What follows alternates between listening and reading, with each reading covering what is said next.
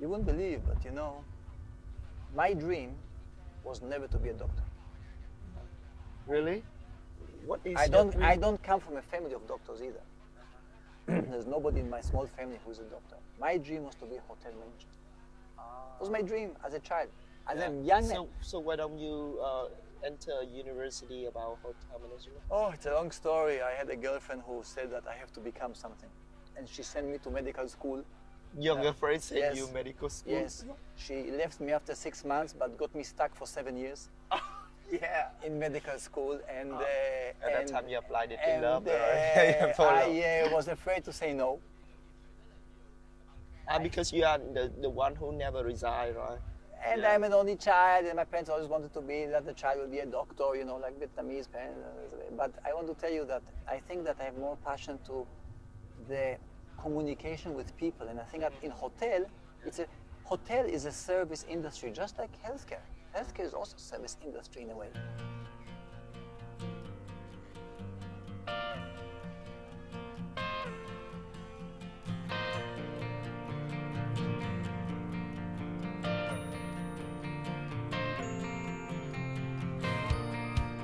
Chào mừng quý vị và các bạn đã cùng quay trở lại với chương trình Việt Nam trong tim tôi. Và ngày hôm nay chúng ta sẽ tiếp tục gặp gỡ bác sĩ Rafi để tìm hiểu xem một ngày làm việc của ông ấy như thế nào nhé.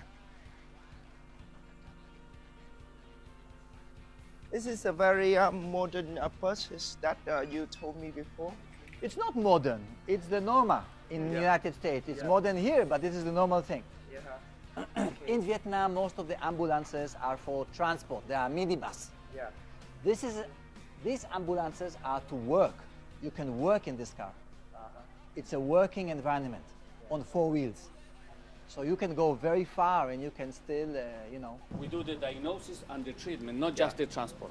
Yeah. I want to create a 911 service, which has an aircraft, has a fleet of cars, and we can go everywhere. Yeah. And I want it to be affordable for the Vietnamese patient, for the Vietnamese family. If you have a patient in Gia Lai Kon Tum, for instance, or in, I know where, in Nguyen, and you want to move him to Hanoi, today it's impossible. Because the little Toyota ambulance is not equipped. The doctor and the nurse sit in the front next to the driver, family behind, and we go. This is not the way to do. This is the way to do. It's a whole driving emergency room on 4 wheels. Move, yes, because we have an emergency, so the car has to go.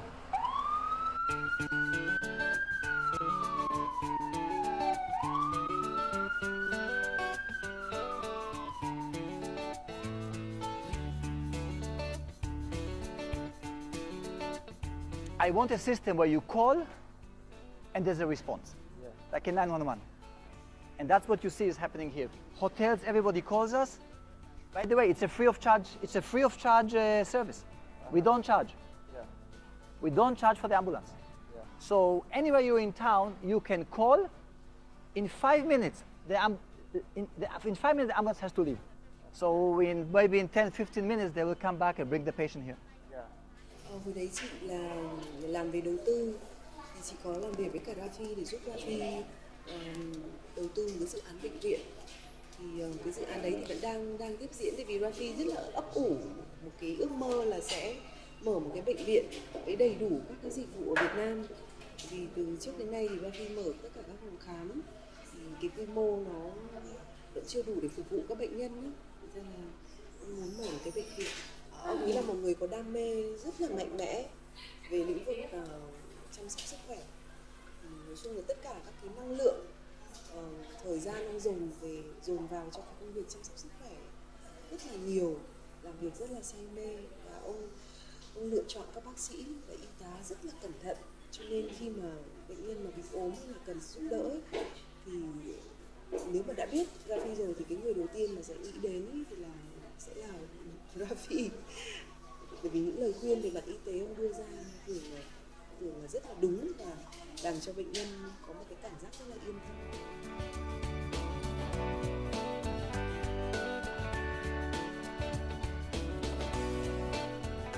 I always say, don't agonize, organize. Make it efficient, turn around.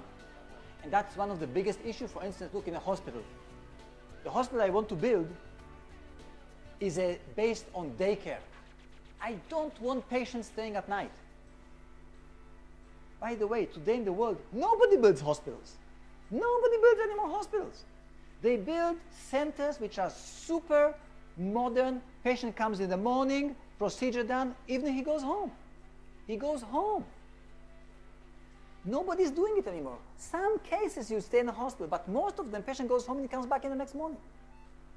Something like in Vietnam is not because in Vietnam, the profit is to keep the patient as long as possible in bed. No, that's wrong. The patient should be at least time in bed. He should go home. If he stays in bed, he will get infection from him and from him and from there and from that. So it's a turnaround thing. Yeah. And it's a different concept. I want short time because short time is also cheap. And cheap is affordable.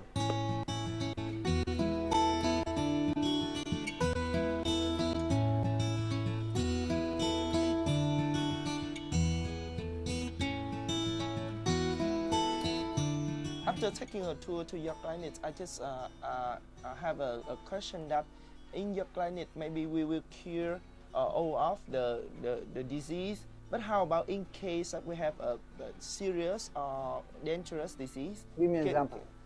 For example, people they have some of thing that they need to go to the hospital. Example. I don't know how to use the word in can we use Vietnamese. Ví dụ như là chúng ta có chấn thương sọ não, right? Hay là chúng ta có những cái bệnh u não, cancer, something like that. Yeah. Perfect. I will tell you something, okay? Hospitals are a failure of the primary care system. If you would have a good doctor and a good relationship with your neighborhood clinic, you would come with cancer or in a very, very early stage because he will prevent it down the road.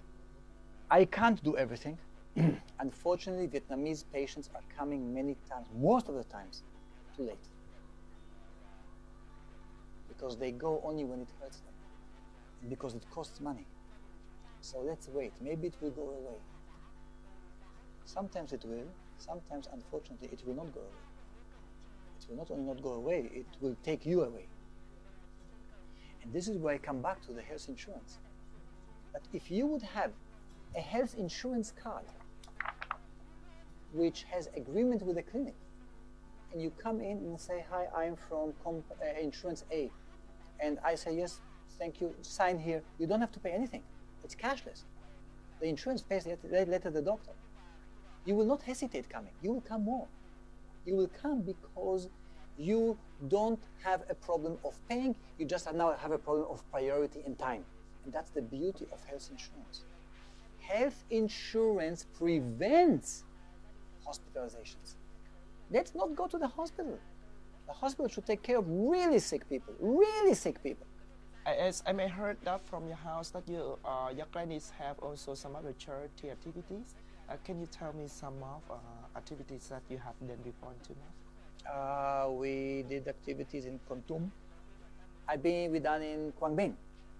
Quang Binh was a very different project because Quang Binh, the people in Quang Binh, they needed proteins, iron. So we bought Mong Kai pigs and we gave every family a pig, Mong Kai pig. And I told them, look, I don't want now the family to starve and the pig will make, because the pig has to eat, because the pig belongs to the foreigner. The pig is yours. But you can breed the pigs. I bring in doctors, I bring medicine, I bring equipment, I bring donations from the hotels and towers and everything. But after 10 days, I leave. What do I leave behind? Nothing. But if I leave pigs, they will grow the pigs. And the pigs will start, inbreeding an economy. So last time I brought pigs.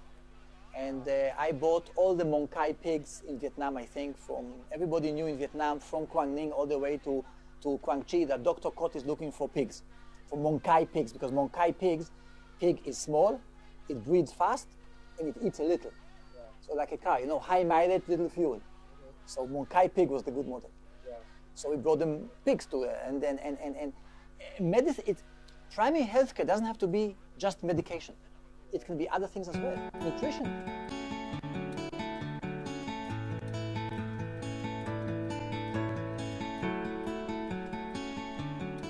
What do you think you and your clinic contribute to the system? We contributed competition. We contributed a clinic with a good name, with a homogenic and 24/7 good service. We will contribute a hospital, and we contribute in innovations. And yes, we are champions of the kiosks, not of the department stores. Okay, so we are good in polyclinics, and I'm convinced that this is the way out. And this is the way out for Vietnam. And we take care of a lot of the foreign community. And don't forget that the first question that a foreign investor who comes to Vietnam is asking, two questions. Where's the school? Where's the clinic? And I can assure you there are two types of investor. There's the investor who comes by himself. He comes on Monday by the flight from Singapore, and on Friday he goes home to Singapore. And the investor who comes with his family and stays here in Vietnam for a long term. There's no question in quality which one you want to have. You want to have the long-term guy, the one who lives here, because he really contributes to the economy, not the guy who's touch and go. And this guy will not come if there will not be proper healthcare facilities. And it's a fact. After 26 years working in Vietnam, what is your biggest dream? My dream is not personal. I would like to see a vision, innovative vision for the healthcare in this country. That's my dream. Hospital is a check. I write money, we build a hospital. My dream is to change the priorities and the vision of the healthcare. I want to enable every Vietnamese to enjoy good healthcare.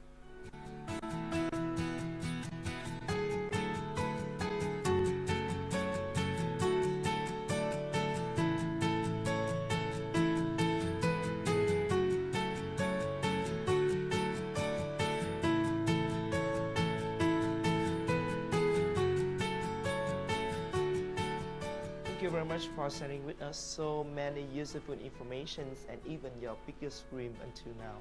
Yeah. Before we finish the program, do you want to say anything to the viewers together with me? Yes, sure. Okay. 1, 2, 3. Hãy cùng tôi yêu Việt Nam. Thank you, and we have a small souvenir for you. Thank you very much. Okay, this is your small souvenir. Wow. Yeah, you can hand it in your office. Thank you very much. Yeah. That's very nice.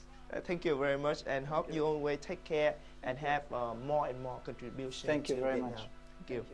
Thưa quý vị, chúng ta vừa đến với những lời chia sẻ rất là chân tình và cũng đầy tình cảm mà ông Profi đã dành cho Việt Nam. Cảm ơn quý vị đã theo dõi chương trình Việt Nam trong tim tôi số lần này. Ở những lần sau chúng ta sẽ gặp gỡ thêm nhiều nhân vật khác thú vị hơn nữa. Còn bây giờ, xin chào và hẹn gặp lại.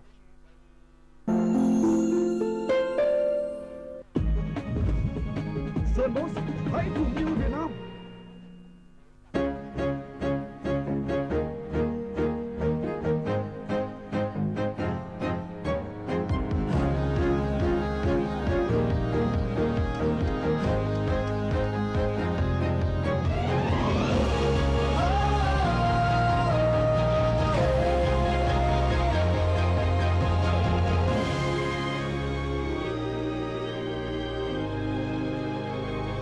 Sơn Boss, sống và đam mê.